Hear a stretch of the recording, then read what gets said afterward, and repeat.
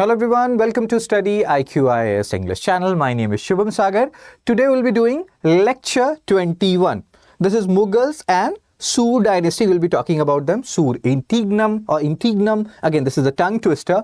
This part 1 is for Mughals. This is part 1. We'll be talking about Babur and Humayun. And when we are talking about Humayun, so 1530 to 1540, and then from 1555 to 1556, he ruled.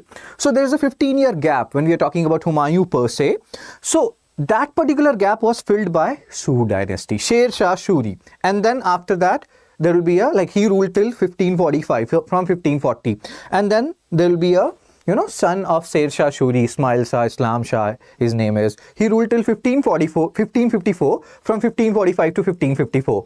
And from 1554 to 1555, within 1 year period, almost, if you include the death of Islam Shah, that is the son of Sher Shah Suri, almost 5 rulers came and went. So the things were happening so drastically, and Humayun took advantage of that. So we'll talk about all these things. That is the course of our lecture today. Babur, Humayun, Sur dynasty. And then there will be different parts of Mughals. We have to see how many parts we do, because Mughals are huge. As a topic, they are very important, even though NCERT has eliminated some portion of it, the new rationalized NCERT, but still they are very important. They will also help you in understanding and doing a comparative analysis with, let's say if you're talking about Delhi Sultanate. So Mughals ruled from 1526 to 1858. Those things are written here. 1857 revolt happened. Bahadur Shah Zafar. Will talk about all these things. Let's first of all focus on some key things. And as we keep on discussing that the maps matter a lot. History through maps is actually a very valid idea. And when we are reading all these chapters, we are majorly focusing on maps. So this map will also help you in understanding a lot of things. So you have to keep on looking at this particular map. So extent of Mughal in 1530. Before we talk about these extent, first of all, let's pay attention to one thing. Just give me a second. Let's pay attention to one thing. And what is that one thing? Let's talk about different rulers, the initial rulers who are very important. There will be a different lecture on later Mughal rulers. We'll talk about them in detail as well. Most of the people don't know their names and they are very fearful of later Mughal rulers. Once our lectures are done, you won't be in that category. So Babur, if we talk about the first ruler, just give me a second.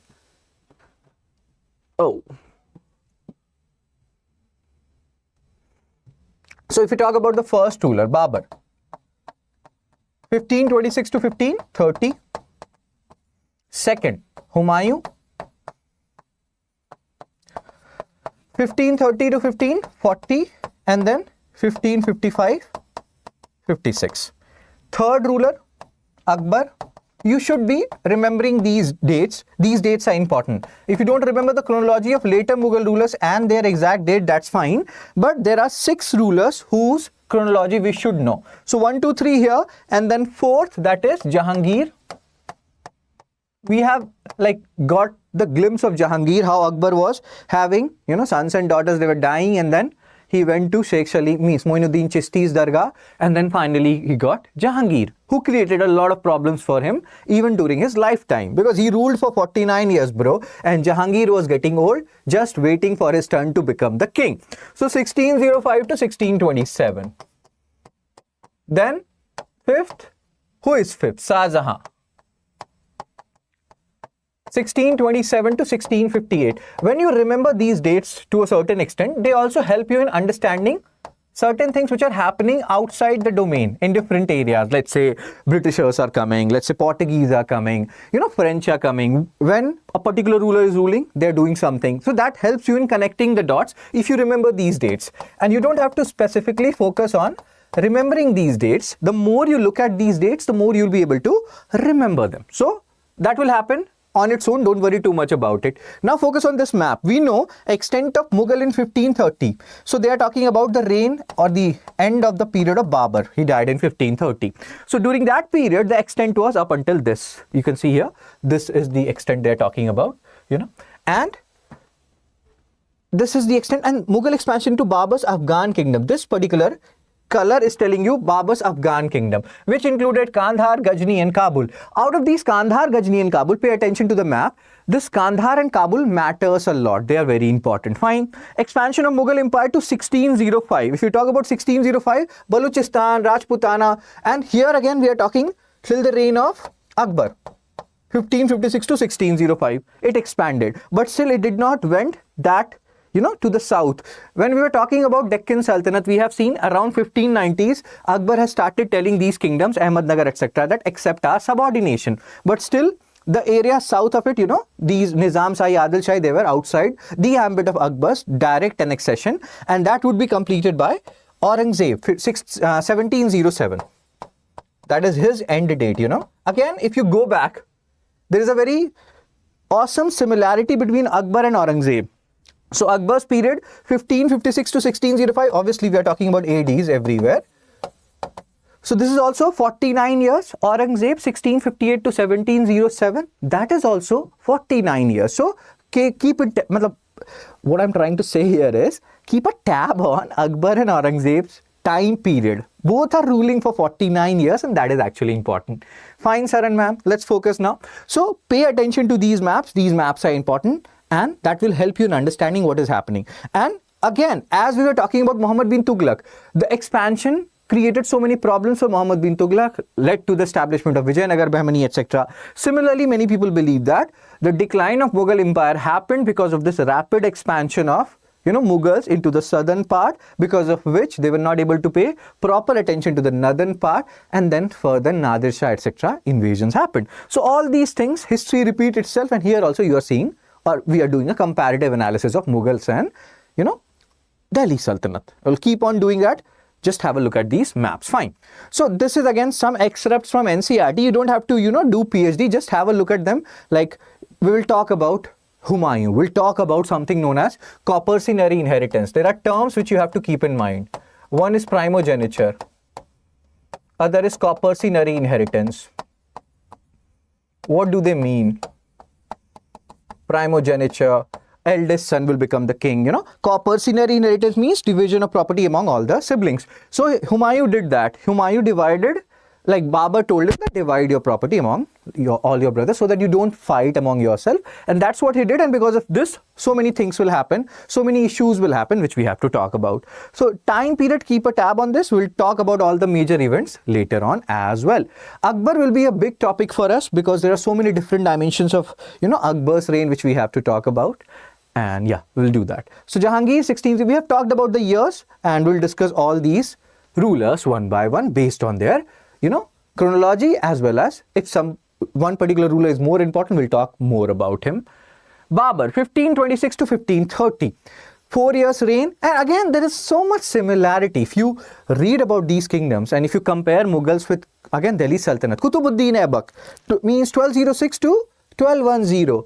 1526 to 1530, 4 years. Again, here also he will fight Battle of Panipat, then he will fight Battle of Khanwa, Battle of Chanderi. He has to establish. Still, so many things are left to be done, which will be done by Humayun, and he will face issues. Same like Iltutmish, but Iltutmish firmly established Delhi Sultanate. That won't be done by, Humayun per se. He will face a lot of issues. He will go to Persia, Safavid Empire, and that will be done by Akbar. So again, there are so many similarities also. If you do these kind of comparative analysis, you understand how kingdoms work and what problems they generally face if they are coming from outside and they are somewhat alien to the new environment. Fine.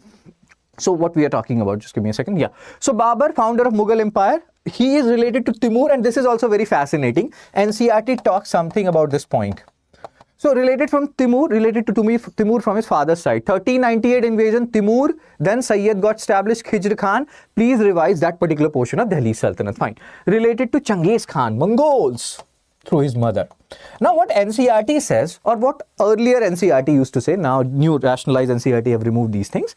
They used to say that Mughals took great pride in the fact that they were related to Timur, but they tried to skip the Genghis Khan part. They did not like it. And in the previous NCERTs, there were images where Babur has his photo with Timur, Babur Humayun has their photo with Timur, Babur Humayun, Akbar has their photo with Timur. They have visualized those kind of images with Timur. So Timur, they took pride in the fact that they are related to Timur, not so much with Genghis Khan. So keep this point in mind. And earlier there were images also in NCERT, but NCERT has removed that. God knows why. Like, maybe there has to be some reason. So now, in the previous lectures also, when we were talking about Timur, that he came from Samarkand, which was in Uzbekistan. So we have heard that particular, or we have seen that mnemonic Susu. Samarkand, Uzbekistan, Samarkand, Uzbekistan. Similarly, we have talked about at that point of time that he came from Fargana. Babur came from Fargana. And then we have talked about this Akshay Kumar's commercial, that, hey Ram or Shyam, why are you doing Fufu? So Fufu will help you remembering that Fargana, Uzbekistan, just like Susu. Samarkand, Uzbekistan, Samarkand, Uzbekistan. This stupid kind of meme also we have discussed when we were talking about Timur, when we're talking about Delhi Sultanate. So you can go back and revise those lectures as well. Fine. So again, fights are going on in that particular area, Central Asia. You already know they have scarcity of resources. And then he will be defeated by his distant relative. He was very young when this happened. And then he captured Kabul from one of his uncles. So this kind of fight was going on. And again, you can understand these people who are living in a particular area, Central Asian region, from where you find so many nomads, Hunas, Mongols, etc., emerging because there's scarcity. So fights happen a lot. So they are always looking for a more stable region, more fertile, most prosperous, more rich region. And what better region than India? So Babur, he was looking for an opportunity, looking for a fairly, stable region where he could rule in a peaceful manner, and that opportunity was provided by Lodi dynasty, Ibrahim Lodi. People were not happy with Ibrahim Lodi. Rana Sanga called him. He came. Rana Sanga said that he will help him during this particular battle of Panipat. But at last moment, he changed his mind and Babur did not like it. Rana Sanga did not like the fact that Babur did not leave. Just like Timur, his descendant, he did not leave and he chose to stay in India. Because of this, so much distrust will emerge between Rana Sanga and Babur. That will lead to Battle of Khanwa. And then when Battle of Khanwa happens, consolidation is happening. Still, there is a guy called Medini Roy in Madhya Pradesh region, and he was supported by Rana Sanga in around 1520s, and he did not like that Rana Sanga got defeated in Battle of Khanwa. So there will be another battle, Battle of Chanderi, and finally when Babur will defeat Medini Roy in Battle of Chanderi, Mughal Empire will be getting established. So he has to do a lot of things. Just like when we were talking about Kutubuddin Aibak, he had to deal with Yalduj, Kubecha, and Bakhtiyar Khilji's Khilji dynasty in Bengal. Then he has to deal with the Rajputs. He has to deal with so many other forces. Mongols were a threat during Iltutmish time. So you can see similarities. You can see differences. And always do a comparative analysis to gain a proper understanding. Theek hai. So let's move on. So reasons for invasion, this you have to understand why he invaded. Rich resource. We are talking about Central Asia. We are talking about nomadic region, pastoral lands where resources are scarce, and India at that particular point of time was one of the richest country in the world. And this will keep on discussing. Unstable political situation after Sikandar Lodi is dead, and the situation of Ibrahim Lodi, we have discussed about him when we were talking about Lodi dynasty, part 2 of Delhi Sultanate, that even his relatives did not trust Ibrahim Lodi. He was also very suspicious of other people's behavior and everything, and that didn't help matter much. Plus his temper was very volatile, so his relatives, Rana Sanga, all these people called Babur that please come, just like your descendant Timur, ransack this particular portion and then go away by taking the plundering. Nobody realized that Babur will be staying here, unlike Timur.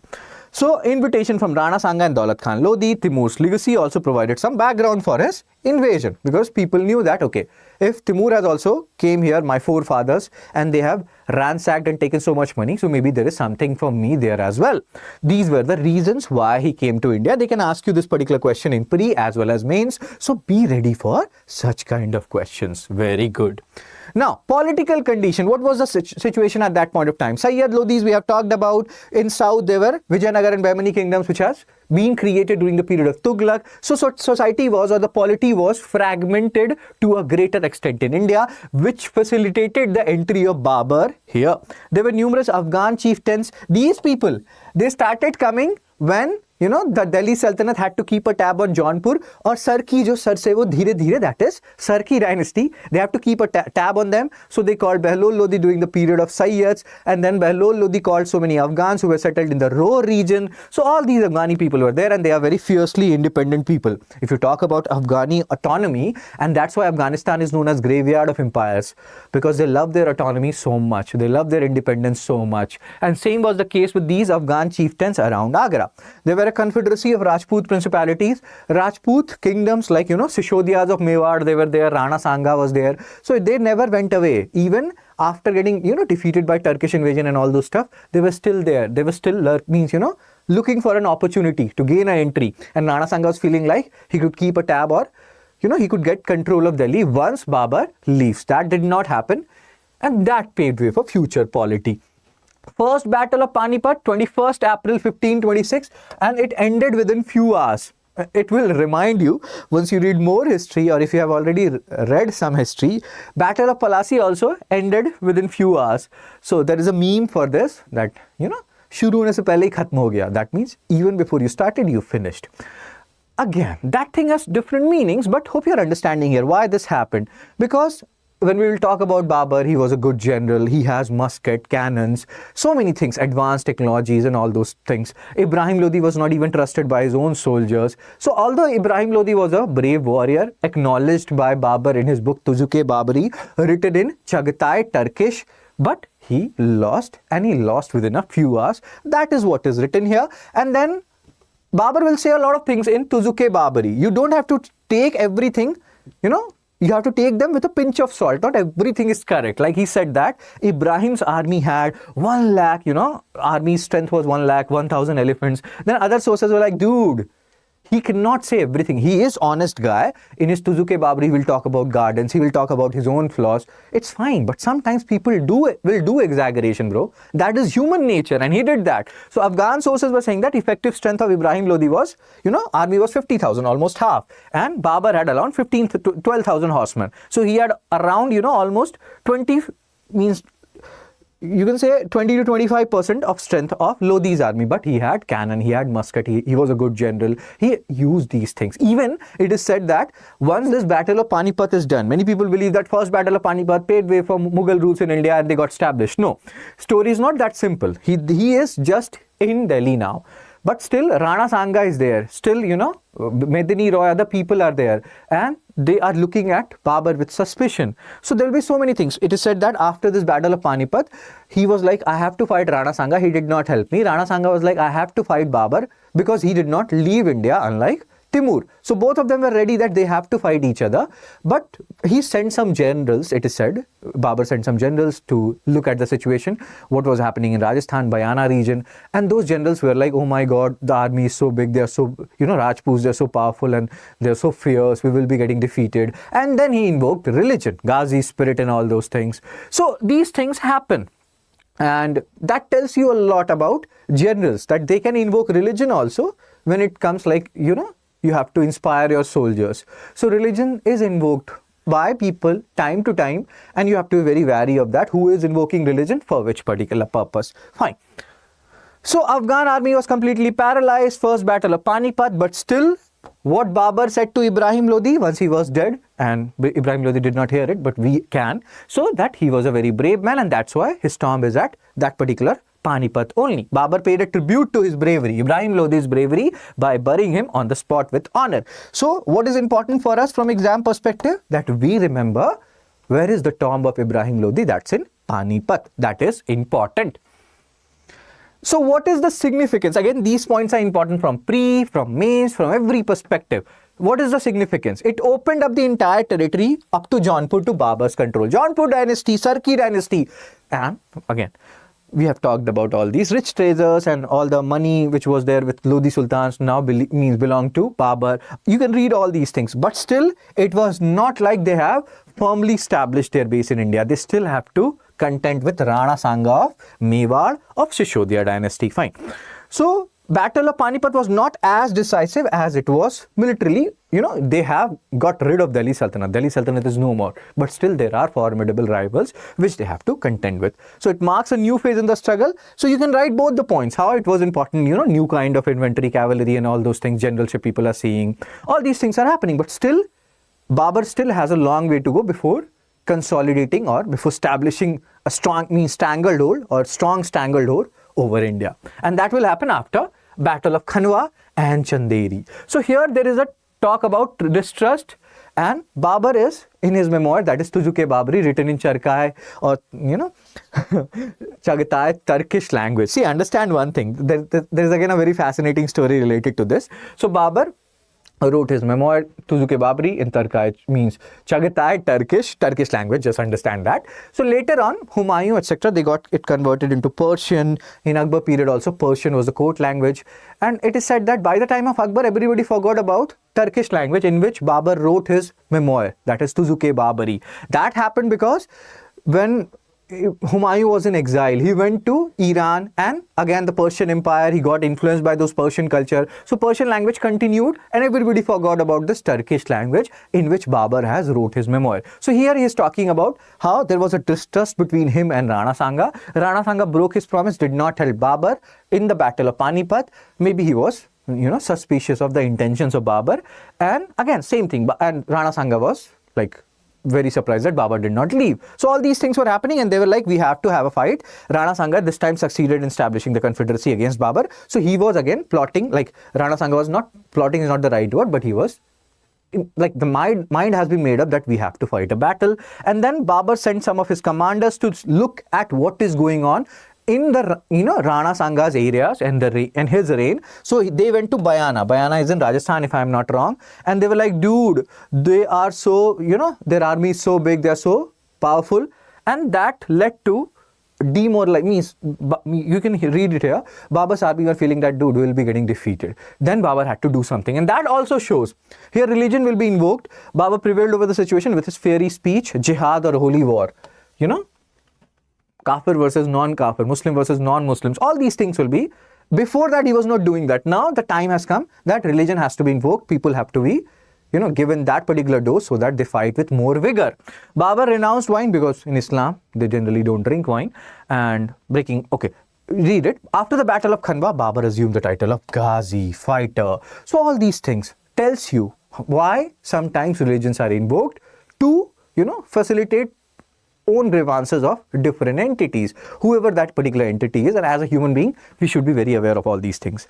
Khanwa in a way completed the process which started with Battle of Panipat, and Babur's position in the Gangetic Doab was largely secured. Now here again, you have to pay attention to these words. What does Doab means? Fertile land between two rivers. So this is important. History and geography are merging here. What else, sir and ma'am? See here. What quote? There was another time when science wasn't taken seriously and religion ruled the world. We called it the Dark Ages. What is the meaning of this? If you know it, you can post it in the comment section. Battle of Chanderi. So Battle of Panipat. Again, what is very important here? So Panipat, Khanwa, Chanderi. Remember the chronology. 1526, 1527, 1528. They can give you these battles and they can tell you to arrange them in different orders, and you have to know them, you have to remember them, fine. Then the last battle, which not last battle in per se, but hope you're understanding, last major battle, which will enable that or which will make Babur think that now he is here to stay. Just like when we will talk about EIC, English East India Company, you will see Battle of Palasi, Battle of Buxar, and you will realize that, okay, after this Battle of Buxar, which will happen in 1764, it's like EIC is here to stay. So, yes, Medini Roy, he was at Malwa, he was held by Rana Sanga earlier, and he felt like he has to, do something for Rana Sanga in memory of Rana Sanga. So in 1520, Rana Sanga had bestowed Malwa on Medini Roy in spite of great valor with which the Rajputs fought at Chanderi. Where is Chanderi? Which particular state? If you know it, post it in the comment section. Is it in Madhya Pradesh or some other state? If you know it again, post it in the comment section. Babur faced little difficulty in overcoming Medini Roy. Remember these battles. Most of the people will be remembering about only Panipat. You have to remember Panipat, Khanwa and Chanderi, and then this whole portion is done from your side.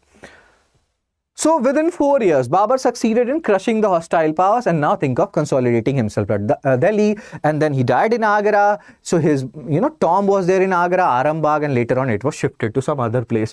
Please, and there is a story also, I think in Bharati Khoj also, that Humayun was very ill and everything, and then he called Allah that, hey Allah, please make me ill and make my son better. So son was better, and then he got ill and he died.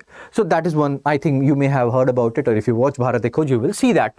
So all these things are written. Establishment of Mughal Empire under the aegis of Babur was significant, and you can read it here. Two major blows at Panipat and Khanwa were certainly decisive, and the whole process, reached its culmination with Battle of Chanderi. And all these were steps towards the establishment of an all-India empire called Mughals. We'll talk about it. Significance of Babur. Now, this is very important. This point is awesome. This you have to understand. Most of the things you can do bol bachchan, what influence Battle of Panipat had, Khanwa had, Chanderi had. But this point is very interesting. See, when we talk about Mughal Empire got established in 1526. Afghan invasion, Timur invasion, that happened in 1398. If you see, Mughals came. And after Mughals came, when was the major, this ransacking kind of event happened? That will happen around, that will be done by Nadir Shah. He'll be doing it in 1739, almost for 200 years. These Mughals, it's not like they have come here for Timur to just ransack territories and plunder away the loot. No, they have come to stay here. They made India their home. They adopted the culture. Again, people will kill me in the comment section for telling all these things. But again, hope you're understanding there. And they kept us, or they kept these Afghani people from coming here and ransacking us for almost 200 years. Nadir Shah invasion happened in 1739 AD. And then Ahmad Shah Abdali started attacking from 1750 to 1761. You talk about him during the third battle of Panipat. We'll talk about him. So Afghan invasions, the frequency increased during the period of later Mughal rulers. But that thing was prevented when Afghanistan was made a part by Babur, of this particular Mughal Empire. That is a very valid point. You have to keep this particular point in mind. Although Afghanistan was considered an integral part of India in antiquity, and it was often known as Little India, but even in medieval times, politically, it had not been a part of India. After the downfall of Kushana Empire, during the period of Kushanas, about whom we have talked in post-modern period, Afghanistan was a part of, Kushana Empire and thus us. But after that, we have lost them, and we have talked about Hindu Shahi dynasty, what was happening to them during the period of Ghajni, so you can revise it. And here during the period of Mughals, we have seen that particular map. This was the map, and this is the region which is under the control of Babur earlier. Now he had made this particular region his part also. So now Afghanistan is a part of us as well, and because of this, all these invasions which used to happen earlier stopped for almost 200 years, and this is a very valid point. That is what is written here. By keeping control of Afghanistan and its two doors to India, Kabul and Kandahar, Babur and his successors safeguarded India from foreign invasions for around 200 years. This is a very important point, very, critical point which you have to keep in mind. You cannot forget it. This map should be your, go-to map when it comes to Mughals. Keep on having, Kandahar and Kabul will also facilitate trade. Now what will happen is Afghanistan is a part of us. So we will be keeping a tab on what is happening in Central Asian trade, apart from the invasions and everything. So many good things happened, assimilation of cultures, etc. These things happened. So India became a participant in Central Asian politics. That's what we have discussed here, and that is what is written here. You can have a look at it. Control over Kabul and Kandahar strengthened India's foreign trade. As they can say, or they can ask you in UPSC or in other exams, they can give you this particular quote, that there are two trade marts on the land route between Hindustan and Khurasan. We have talked about Khurasan a lot from the period of Ghori, Muhammad Ghori, Khurasan, Marv, Central Asia. One is Kabul, another Kandahar. They can give you this particular statement, and they can ask who gave this particular statement, who said this particular statement. So you have to keep this particular statement in mind. Inclusion of Kabul and Kandahar, again, same thing which we have discussed. Now, this is important. We were talking about why, even though Ibrahim Lodi was so brave, he had such bigger army, why he was defeated. Cannon and musket, UPSC has already asked questions. So cannon is top in Hindi, musket is gun. So they had, many people believe that Babur brought gunpowder in India. That is not correct. He introduced cannon and muskets in India, he was the one who introduced these cannons and muskets, and that was a major reason why he was able to defeat or face victory in Panipat or Khanwa or Chanderi. Why I'm continuously talking about these battles again and again, so that you can remember these names. These names are important from exam perspective. So this cannon and musket, they will play a crucial role in his victory, and we are talking about Babur. Gunpowder was already there in our country, brought from China. Please understand this particular para. This is important for your understanding. But earlier we were using this gunpowder for blowing up the walls of underground mines. That was the use of gunpowder. Use of gunpowder in cannons and muskets, that was done by Babur. He learnt it from, people who were there in Ottoman master gunners, and then he employed them in his own army, and that played a crucial role in these battles, Panipat, Khanwa, Chanderi. So please understand what we have discussed here. He introduced cannon musket, yes. Did he introduce gunpowder in India? No. Gunpowder was already there in our country, but it was used for some other purpose. Now, using gunpowder in cannon and muskets, that was done by Babur, and that played a crucial role in his victories, Panipat, Khanwa, Chanderi, etc. Re-establishing the prestige. So he was like, I will kill you with, top se uda dunga. That is what Rajpal sir is saying, that I will kill you with this cannon and etc. Cool, sir.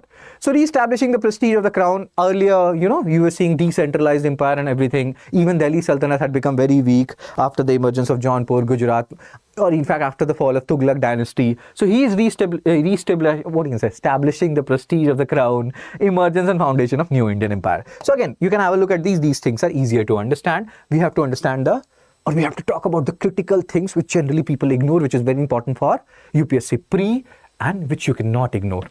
So as a pious, now we have talked about these, that yes, he was a pious Muslim, and he was very liberal also. Generally what happens, he talks about painting, etc.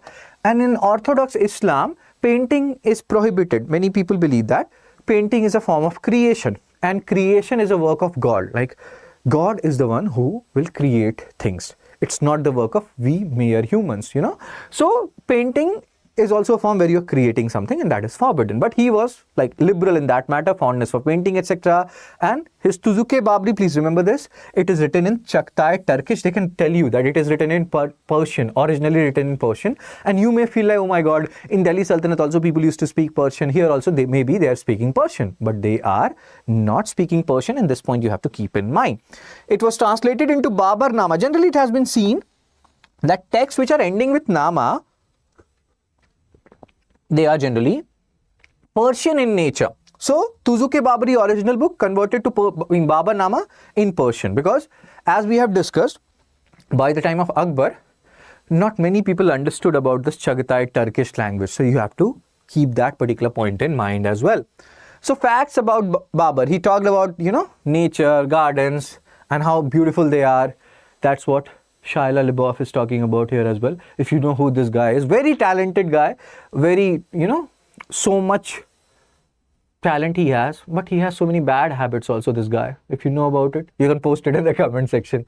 If you have watched any movie of his, good guy, but little bit, disoriented in his thinking and everything. Fine. We are nobody to comment on anyone. It's not like we all are doodh ka dhula and everything. Hope you are understanding what we are discussing here. So interested in nature and all these things. That's what Shia LaBeouf is saying, that it's so beautiful. It has so beautiful gardens and everything, Arambagh, all these things. He was talking about the good and bad points. But as we have discussed earlier, when he was talking about the army strength of his and Ibrahim Lodi, you have to take those things with a tinge of salt. Babur died in Agra. This is an important point. Where he was buried, Arambagh, later on shifted to Kabul, because his original, kingdom was there, Kabul, Kandahar. So they can give you the statement. He was buried originally at Arambagh in Agra. You cannot say that was false. That was correct. And this is Arambagh in Agra, which you have to keep in mind. So this is Mughals family tree. The portions which is red, these are the ladies. You're not seeing too many ladies. So that also shows, how male were dominating Mughal family tree. Some amount of patriarchy as well, but again, fine. Emergence of Humayun and Sur Interregnum. So let's talk about it. Why are we seeing him? Salman Khan's image here when we are talking about Humayun? Because see, Humayun has three major brothers. Why we are writing major brothers? Because these guys, when it comes to producing kids, they used to produce a lot. But when you read about Humayun's history, you will encounter these three brothers a lot: Kamran, Askari and Hindal.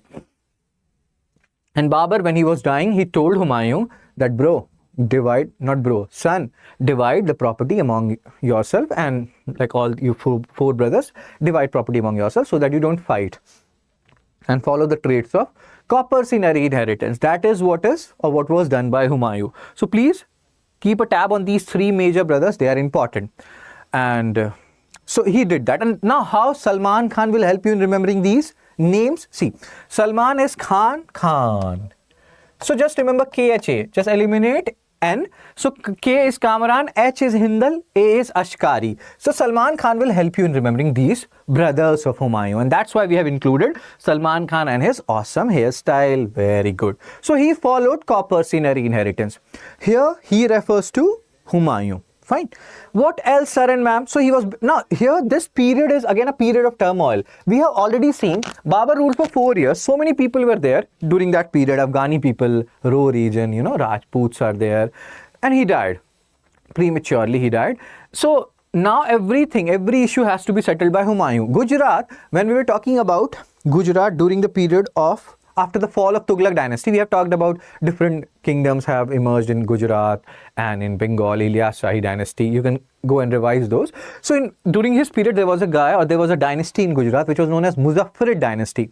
And in that particular dynasty, there was a ruler called as Bahadur Shah. He was creating a lot of problems for Humayun. So Humayun went to Gujarat to tackle him. During that period, Afghans or Afghani people under Sher Shah Suri, they started creating problems. He cannot be at two places at once, He cannot cut his body parts into two parts and one part will be here and one part will be there. He will be dead then. So what he did was he sent one of his brother Askari. You go and deal with one of them. So see here what is happening. So when Humayun was busy fighting the Afghans in the east, when he was fighting with Sher Shah Suri and his clan and other people, he got the news that Bahadur Shah of Gujarat was advancing towards Delhi. And Bahadur Shah belonged to Muzaffarid dynasty. So many bad things happened to him. He himself was not very, pious guy, or so to say, in war terms. Maybe he was pious in some other ways, we don't know. But he also fought a lot of things. But if you see the end of Bahadur Shah, that is very tragic. And we have to know the end because UPSC has asked questions on him. So he hastily concluded a treaty with Afghan leader Sher Shah and proceeded towards Gujarat. Humayun captured Gujarat, gave it to Ashkari. Ashkari later lost it. So you will realize out of these three brothers, Ashkari was of no use. If you, again, with due respect to Ashkari sir, but if you see the history of Humayun and how he dealt with his brothers, Ashkari was of no use. Kamran created maximum issues for him. But you can see here, and then so many things will happen. Ashkari will run away when Bahadur Shah will recover Gujarat. So again, we don't have good impressions from these kind of things related to Ashkari. Let's not go there. Let's focus on the things which are important from exam perspective. First of all, just remember Kha, that is Kamran, Hindal and Askari. That will help you in remembering the brothers of Humayun. Then Bahadur Shah, he belonged to Muzaffarid dynasty, created a lot of problems for Humayun. How did he die? Again, let's do a chronology. This is the period 1530 to 1540 we are talking about, right? And Portuguese have arrived by 1498. So they are doing trade and they're very good naval power. So Muzaffarpur, why we have taken this particular image? To help you remember that Bahadur Shah was from Muzaffarid dynasty. This particular image will help you in remembering that.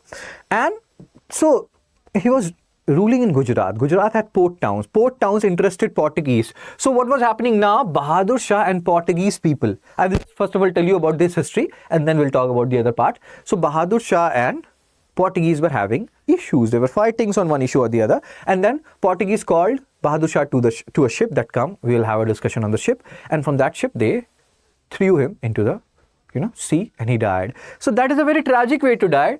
And Portuguese people are not to be trusted upon based on this particular story. So please remember, here the important point is Bahadur Shah belonged to which dynasty, and they can give you that Bahadur Shah was killed by Portuguese, blah blah blah. That statement is correct. You have to remember that. And they can even give you that Bahadur Shah of Gujarat was a contemporary of Humayun, because they have asked these kind of questions. Guru Nanak Dev is a contemporary of Babur, etc. So you have to keep Bahadur Shah in mind. Fine.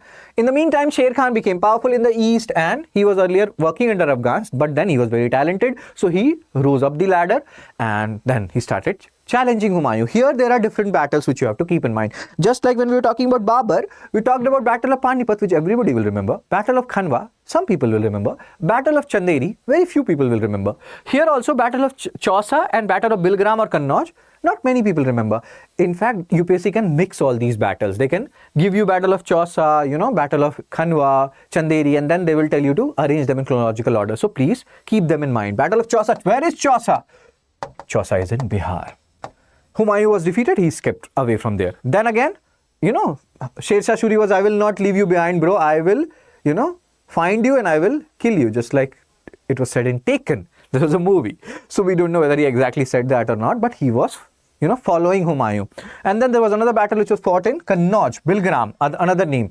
Kannauj, also earlier name was Kanya Kubja. So please remember these names, Kannauj, tripartite struggle. So many things are associated which you have to.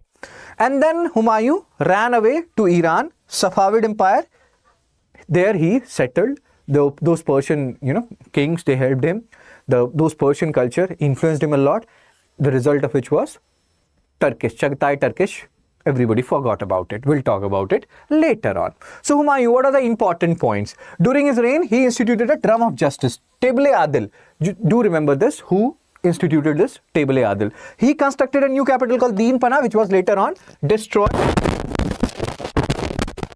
The criticism associated with Sher Shah Suri, and then he destroyed Deen Pana. We don't know, or did not find the remains of Deen Pana. It has been written in some books by Badayuni or others that Sher Shah Suri destroyed Deen Pana, and over that particular remnants he established something else. So we'll talk about it. An impact, the cultural and political influence, Persian language became very famous, all these things. Chagatai language, in which Tuzuk-e-Babari was written, which Babur had written his memoirs, disappeared almost from use by court elite, and Akbar could not speak it, and that's why it was converted into Babarnama in Persian language. These are the points which you have to keep in mind. Very good. Let's move on. Sur Interregnum, or 1540 to 1555. So we have discussed up until 1545, Sher Shah Suri will be ruling. 1554, his son will be ruling. 2 rulers for 14 years, and in 1 year there will be 5 more rulers, 7 rulers. Fine. So Sur dynasty, Sher Shah was the founder. Original name was Farid. This is just a joke. How we see ourselves. Again, I think told you that at one point of time I was reading How to Talk to Anyone, because I am very super introvert in real life, although I am super extrovert when it comes to public platforms. So in How to Talk to Anyone, we have discussed, I think, everybody believes that world revolves around him or her.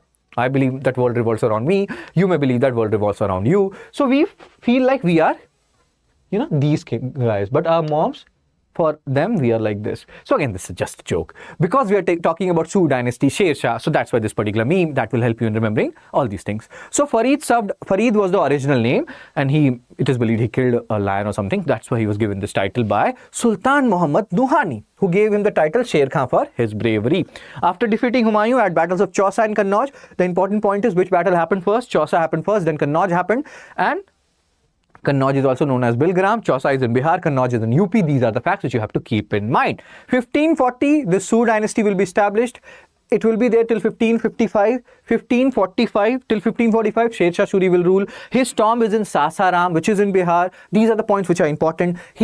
Many people believe that he founded Grand Trunk Road, He was the one who created the whole No, Grand Trunk Road was earlier, Uttar Path and Dakshin Path, which we have talked about earlier. It was there earlier also. He reorganized it, or, gave new structure to it. You cannot say that earlier there was no route, path leading to the north. We have talked about Uttar Path and Dakshin Path earlier. He established fort at Rohtas.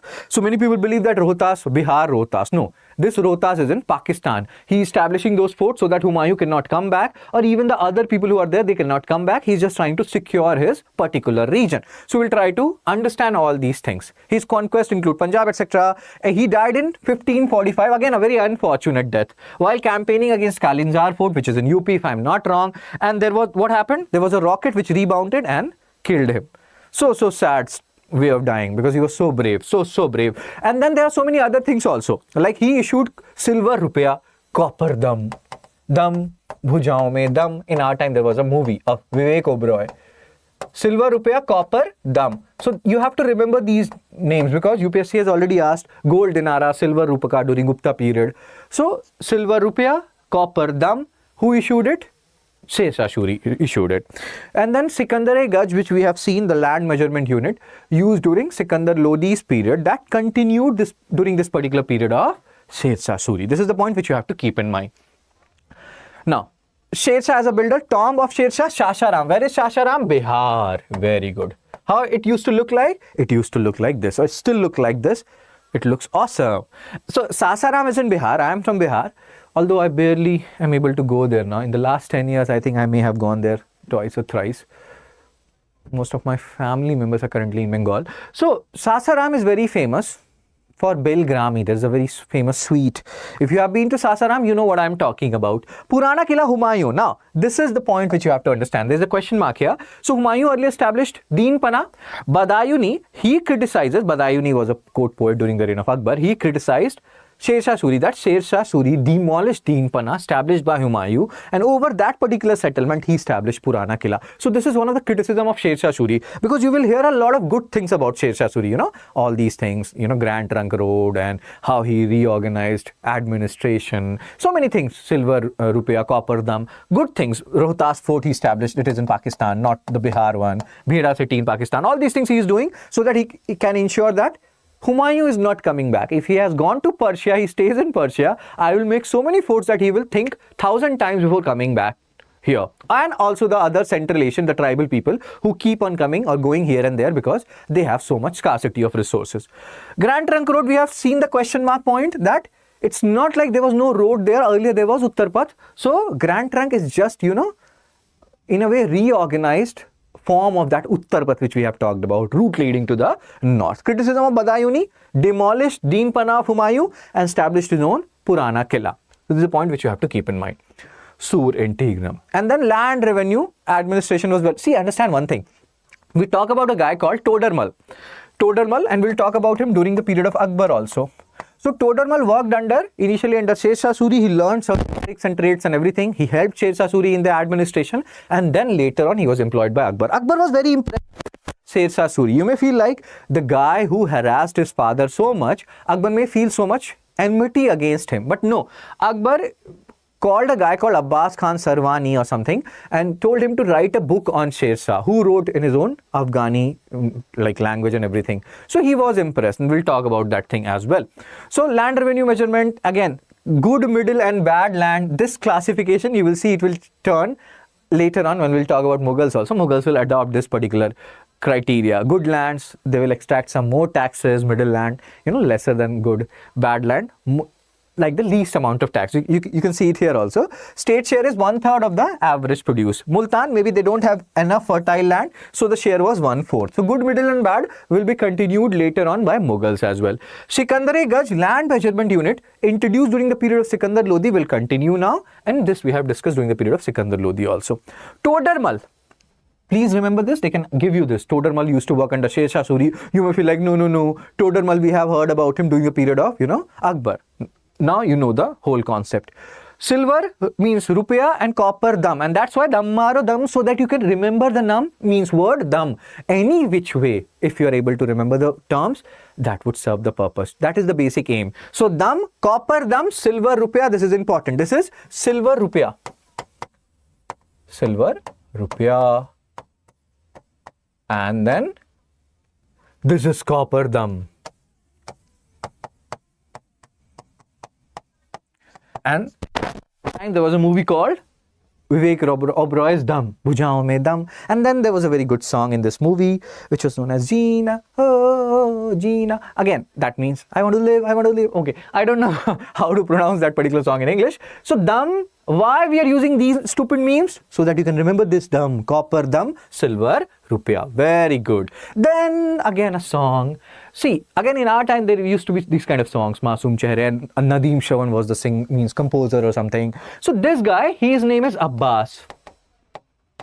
He was the actor. He worked and then he did not like the movies and everything. He used to work in South movies, then Hindi movies, and then he left all these, went to New Zealand, did some so-called small jobs, and now I think again he's back to India. So Abbas will help you remember Abbas Khan Sarwani. We have talked about this. Abbas Khan Sarwani wrote this Tarikh-e-Sher Shahi. This was not written during the period of Sur dynasty. This was, I think, completed by 1580.